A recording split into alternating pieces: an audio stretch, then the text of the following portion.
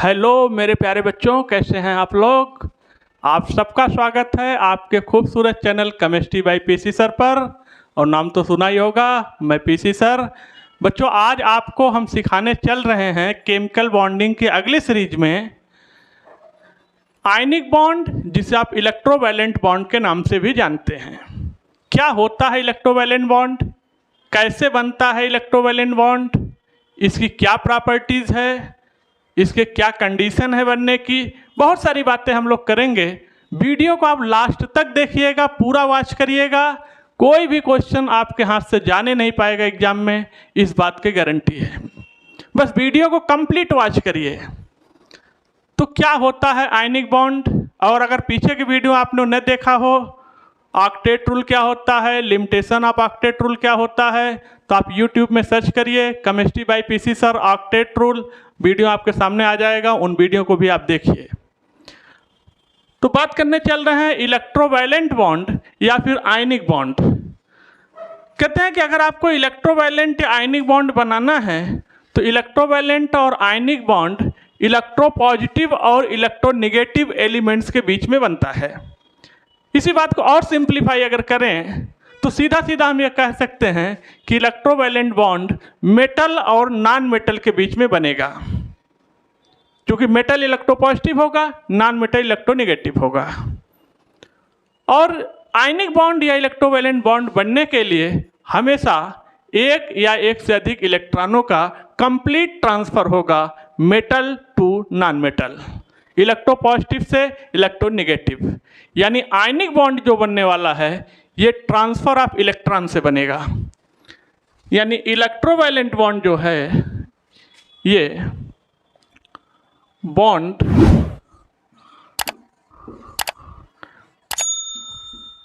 Between metal and non metal,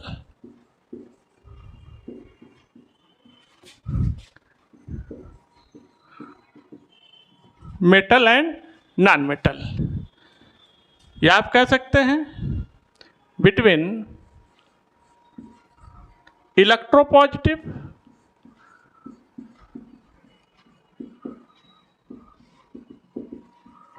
and electronegative.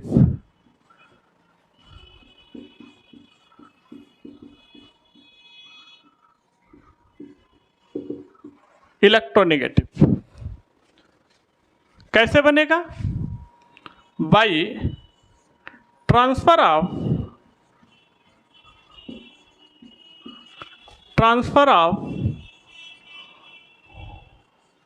One और more electron.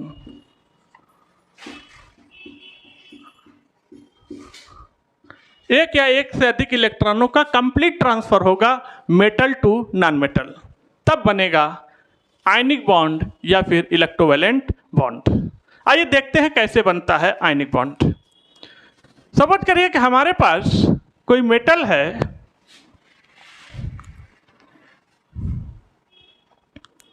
Sodium, right, और दूसरा हमारे पास नॉन मेटल है, हमने क्लोरीन ले लिया। तो जरा बताइएगा, ये जो सोडियम है इसका इलेक्ट्रॉनिक कॉन्फ़िगरेशन क्या होता है? 281, राइट। और अगर क्लोरीन की बात करें तो इसका इलेक्ट्रॉनिक कॉन्फ़िगरेशन होता है 287। और आपको तो पता है दुनिया के हर एलिमेंट अपना ऑक्टेट कंप्लीट करना चाहते हैं। ऑक्टेट कंप्लीट करने के लिए ही बॉन्ड का फॉर्मेशन होने जा रहा है। तो बताइए, इसके वैलेंस शेल में एक इलेक्ट्रॉन है सोडियम के, इसका ऑक्टेट इनकम्प्लीट है। क्लोरीन के वैलेंस शेल में 7 इलेक्ट्रॉन है, दोनों बेचैन हैं। और ये बेचैनी कैसे दूर होगी? ये जो सोडियम है इसके वैलेंस शेल में 1 इलेक्ट्रॉन है और क्लोरीन के वैलेंस शेल में 7 इलेक्ट्रॉन है, तो ये सोडियम अपना 1 इलेक्ट्रॉन कंप्लीट ट्रांसफर कर देगा क्लोरीन को। अब इसके पास 8 इलेक्ट्रॉन हो गया और अब ये हो गया वैलेंस शेल, इसका भी ऑक्टेट कंप्लीट, इसका भी ऑक्टेट कंप्लीट। और जैसे ही ये 1 इलेक्ट्रॉनों का ट्रांसफर करेगा तुरंत इलेक्ट्रॉन के ऊपर, तुरंत इनके ऊपर चार्ज डेवलप हो जाएगा। यानी सोडियम के ऊपर पॉजिटिव चार्ज आ गया और क्लोरीन के ऊपर नेगेटिव चार्ज आ गया। क्योंकि एक इलेक्ट्रॉन ट्रांसफ़र हुआ तो एक पॉजिटिव चार्ज, इसने एक इलेक्ट्रॉन लिया है तो एक नेगेटिव चार्ज आ गया। ठीक, और जैसे ही चार्ज आएगा इनके बीच में एक फोर्स ऑफ अट्रैक्शन डेवलप हो जाएगा, यानी यहाँ से इलेक्ट्रोस्टैटिक फोर्स अट्रैक्शन स्टार्ट हो जाएगा। लीजिए ये है फोर्सेज।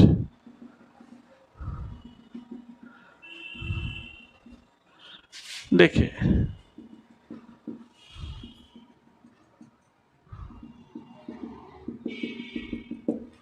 ये है इलेक्ट्रोस्टैटिक फोर्स ऑफ अट्रैक्शन। और ये electrostatic force of attraction opposite charge के बीच में पैदा हुआ है, पॉजिटिव और नेगेटिव के बीच में। ये एक दूसरे को अट्रैक्ट करेंगे, एक दूसरे की तरफ खिंचाव रखेंगे, एक दूसरे के पास आना चाहेंगे, जिसकी वजह से बन गया NaCl, Na+Cl- मिल गए, बन गया NaCl नमक।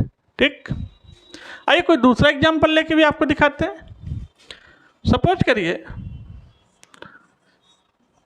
कि हमने कोई मेटल ले लिया मैग्नीशियम और कोई नॉन मेटल ले लिया ऑक्सीजन। तो जरा बताना बेटा, ये जो मैग्नीशियम है इसके वैलेंस शेल में कितने इलेक्ट्रॉन हैं? इलेक्ट्रॉनिक कॉन्फ़िगरेशन क्या है? 2 8 2। कितना होता है? 12। ऑक्सीजन का कितना होता है? 8। तो इसका इलेक्ट्रॉनिक कॉन्फ़िगरेशन करिए 2 6। अब जरा बताइए, इसके वैलेंस शेल में 2 इलेक्ट्रॉन है, इसके वैलेंस शेल में 6 इलेक्ट्रॉन है, इसका भी ऑक्टेट इनकम्प्लीट है, इसका भी ऑक्टेट इनकम्प्लीट है। और हर कोई दुनिया में स्टेबल होना चाहता है, ऑक्टेट कंप्लीट करना चाहता है। ऑक्टेट आने से स्टेबिलिटी आ जाएगी। इसलिए ये मेटल मैग्नीशियम अपना 2 इलेक्ट्रॉन इस नॉन मेटल ऑक्सीजन को कंप्लीट ट्रांसफ़र कर देगा। और जैसे ही इलेक्ट्रॉन ये ट्रांसफ़र करेगा, 2 इलेक्ट्रॉन ट्रांसफ़र किया तो इसके ऊपर 2 पॉजिटिव चार्ज आ जाएगा और इसके ऊपर 2 निगेटिव चार्ज आ जाएगा। लीजिए, और जैसे ही चार्जेज आएंगे इनके बीच एक फोर्स ऑफ अट्रैक्शन डेवलप हो जाएगा। देखिएगा, ये अट्रैक्शन फोर्सेज दिखाए जा रहे हैं जो एक दूसरे को आपस में खींचेंगे। यहाँ से क्या बन गया? मैग्नीशियम और ऑक्सीजन एक दूसरे के गले मिल गए तो क्या बन गया? Magnesium oxide, that is the MgO। देखिए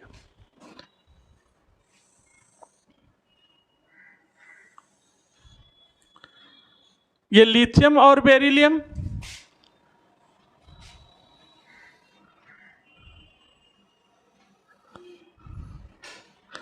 और दूसरा ये नॉन मेटल है नाइट्रोजन, ऑक्सीजन और फ्लोरीन। इधर से पढ़िए तो यह है फोन। ठीक है, तो अगर आप इनको ध्यान दीजिए तो ये जो हैं लिथियम और बेरिलियम, केवल यही 2 इनके साथ बनाते हैं। लिथियम और बेरिलियम फोन के साथ बनाते हैं, क्या बनाते हैं? Ionic bond. और अगर आप इनको छोड़ दो तो जो ये कंपोनेंट आप देख रहे हैं, ये लिथियम और बेरिलियम इनके साथ बनाते हैं कोवैलेंट बॉन्ड। क्या बनाते हैं? Covalent bond. और अगर लिथियम बेरिलियम को छोड़ दीजिए तो ये जितने भी नॉन मेटल हैं, ये जितने भी मेटल हैं एक्सेप्ट लिथियम और बेरिलियम, ये सभी इन सभी के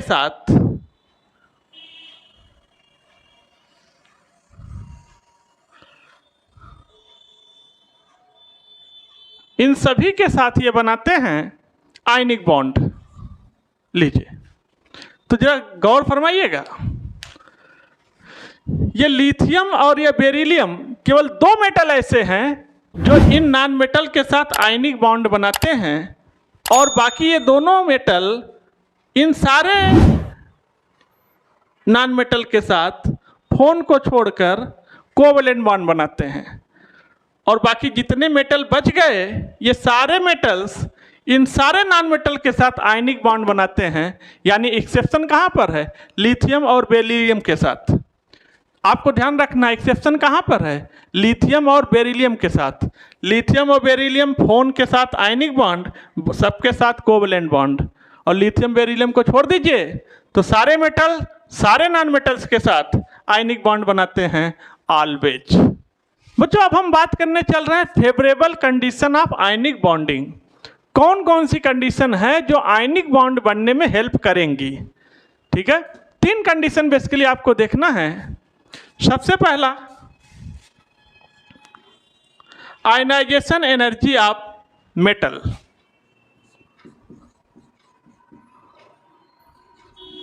अब आप बताओ, अगर आयनिक बॉन्ड बनना है तो मेटल की आयनाइजेशन एनर्जी ज़्यादा होनी चाहिए कि कम होनी चाहिए।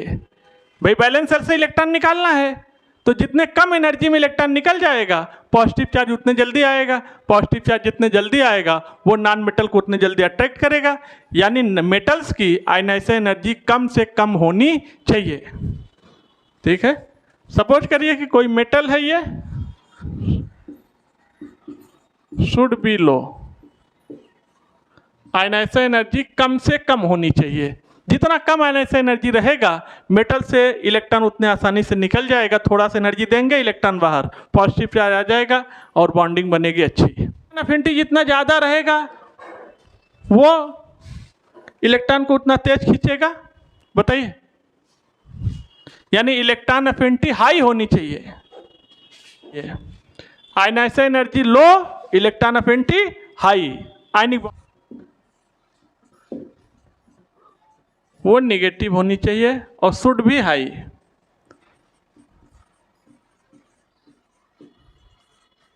शुड भी हाई। तो देखिएगा, अगर आयनिक बॉन्ड बनाना चाहते हैं आप तो मेटल की आयनाइजेशन एनर्जी लो होनी चाहिए, नॉन मेटल की इलेक्ट्रॉन अफिनिटी हाई होनी चाहिए और लैटिस एनर्जी हमेशा हाई होनी चाहिए। अगर ये तीनों कंडीशन लगेगी तो आपका आयनिक बॉन्ड अच्छा बनेगा। आपके सामने है, इन तीनों को जोड़ने के बाद जो वैल्यू आए वो लेस देन 0 हो, यानी कहने का मतलब निगेटिव होना चाहिए ऑलवेज। ऑलवेज तो आयनिक बॉन्डिंग होगी। Ionization energy, electron affinity, lattice energy, इन सबको जोड़ने के बाद भी वैल्यू हमेशा लेस देन 0 आनी चाहिए, निगेटिव में आनी चाहिए, तो आयनिक बॉन्डिंग अच्छा होगा, आयनिक बॉन्ड अच्छा बनेगा। बच्चों आपने देखा कि कैसे आयनिक कंपाउंड बनता है, कौन कौन सी फेवरेबल कंडीशन है। अब हम बात करने चल रहे हैं आयनिक कंपाउंड की प्रॉपर्टी क्या है, आयनिक कंपाउंड के कौन कौन से गुण होते हैं, उनकी खूबियाँ क्या हैं। तो सबसे पहली खूबी आ रही है फिजिकल स्टेट। तो हमेशा याद रखिएगा कि आयनिक कंपाउंड जो होते हैं ये बहुत हार्ड होते हैं, रिजिड होते हैं, सॉलिड होते हैं, क्योंकि इनके बीच स्ट्रॉन्ग फोर्स ऑफ अट्रैक्शन होता है, जिसकी वजह से ये एक दूसरे से strong tight force of attraction से बंधे रहते हैं और ये वेरी हार्ड और सॉलिड होते हैं। तो इनका फिजिकल स्टेट क्या होता है, सॉलिड। ठीक, दूसरी प्रॉपर्टी आयनिक कंपाउंड क्या रही, melting point and boiling point. तो स्वाभाविक सी बात है, अगर इनके बीच स्ट्रॉन्ग फोर्स ऑफ अट्रैक्शन है और इनको आपको तोड़ना पड़े, आयंस को अलग अलग करना पड़े, सारे अपोजिट आयन फ्री हो जाएं, इसके लिए बहुत ज़्यादा एनर्जी की ज़रूरत पड़ेगी, बहुत टेम्परेचर की ज़रूरत पड़ेगी। तो फिर मेल्टिंग पॉइंट, बॉइलिंग पॉइंट क्या हो जाएगा, वेरी हाई। तो आयनिक कंपाउंड के मेल्टिंग पॉइंट्स और बॉइलिंग पॉइंट्स हमेशा क्या होते हैं, वेरी हाई। राइट। अगली प्रॉपर्टी है इलेक्ट्रिकल कंडक्टिविटी। तो देखो ये आयनिक कंपाउंड जब सॉलिड स्टेट में है तो इनके अंदर कोई इलेक्ट्रिकल कंडक्टिविटी नहीं होगी, क्योंकि सारे आयंस, सारे कैटायन और एनायन एक दूसरे से स्ट्रॉन्ग फोर्स ऑफ अट्रैक्शन से बंधे हुए हैं, ये जरा भी मूव नहीं कर सकते। और आपको तो पता है करंट तभी मूव करता है, करंट तभी फ्लो करता है जब आयंस फ्लो करें, जब इलेक्ट्रॉन चले, इलेक्ट्रॉन चलने के अपोजिट डायरेक्शन में करंट फ्लो करती है। तो जब आयनिक कंपाउंड सॉलिड स्टेट में है तो इनके अंदर कोई भी इलेक्ट्रिकल कंडक्टिविटी नहीं होगी। लेकिन यही आयनिक कंपाउंड अगर मोल्टेन स्टेट या सॉल्यूशन में आ गए तो फिर electrical conductivity fast very high, तो फिर इलेक्ट्रिकल कंडक्टिविटी बहुत तेज हो जाएगी, क्योंकि सॉल्यूशन या मोल्टेन स्टेट में ये आयंस फ्री हो जाएंगे और फिर करंट फास्ट हो जाएगी। ठीक है। तो इलेक्ट्रिकल कंडक्टिविटी की बात करें तो in solid state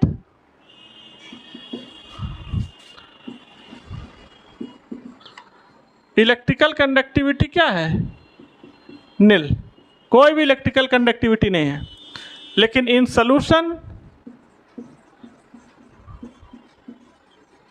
are molten state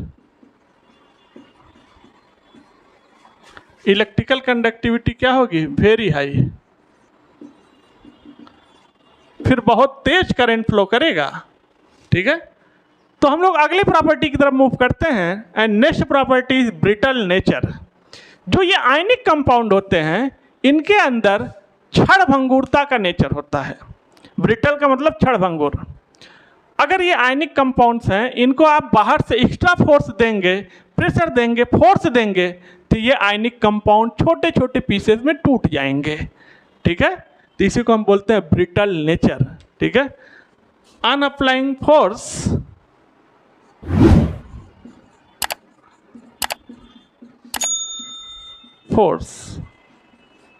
break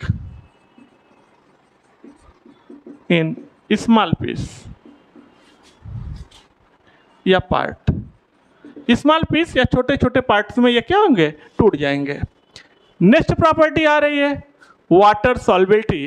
तो जो हमेशा याद रखना, आयनिक कंपाउंड ज़्यादातर वाटर में सॉल्युबल हो जाते हैं, क्योंकि वाटर का डाइलेक्ट्रिक कांस्टेंट बहुत हाई होता है। और डाइलेक्ट्रिक कांस्टेंट हाई होने की वजह से जो ये आयनिक कंपाउंड है इनके बीच जो ये लैटिस है, इस लैटिस को ये ब्रेक कर देते हैं और हाइड्रेशन एनर्जी रिलीज होती है। और यही हाइड्रेशन एनर्जी आयनिक कंपाउंड को वाटर में डिसॉल्व कर देती है, ठीक है। तो मोस्ट ऑफ आयनिक compound are soluble in water.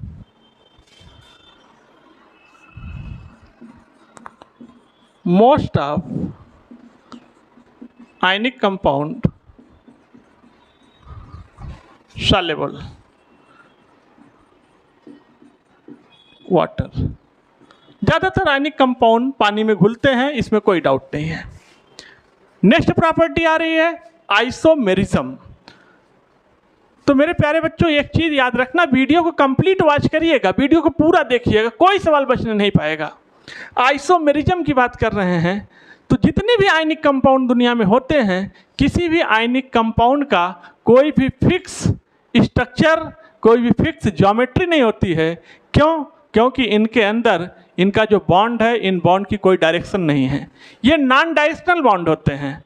और अगर इन नॉन डायरेक्शनल है, इनकी कोई डायरेक्शन नहीं है, तो फिर इनका कोई भी हाइब्रिडाइजेशन या कोई भी आइसोमेरिज्म की बात नहीं होगी। यानी ये न तो कोई हाइब्रिडाइजेशन शो करते हैं और न तो कोई आइसोमेरिज्म शो करते हैं।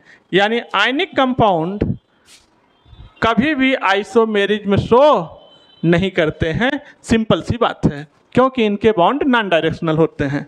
नेक्स्ट प्रॉपर्टी आ रही है आइसोमॉर्फिज्म।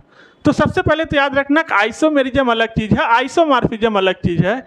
आइसोमॉर्फिज्म में होता क्या है कि कई आयनिक कंपाउंड्स ऐसे होते हैं जिनका ओरिएंटेशन और साइड सेम होते हैं, वो आइसोमेरिज्म शो करते हैं, आइसोमॉर्फिज्म शो करते हैं। जैसे FeSO4.7H2O एंड ZnSO4.7H2O, ये एक दूसरे के आइसोमॉर्फिज्म शो करते हैं क्योंकि इनका ओरिएंटेशन सेम होता है। तो जो ये रहा आपका complete property of ionic compounds. आपने सारे प्रॉपर्टीज़ को देखा। आप वीडियो को लाइक करिए, चैनल को सब्सक्राइब करिए, बेल आइकन को हिट करिए और वीडियो के लिंक को अपने फ्रेंड्स में शेयर करिए। फिर मिलते हैं आपसे नेक्स्ट वीडियो में, तब तक के लिए थैंक यू, धन्यवाद।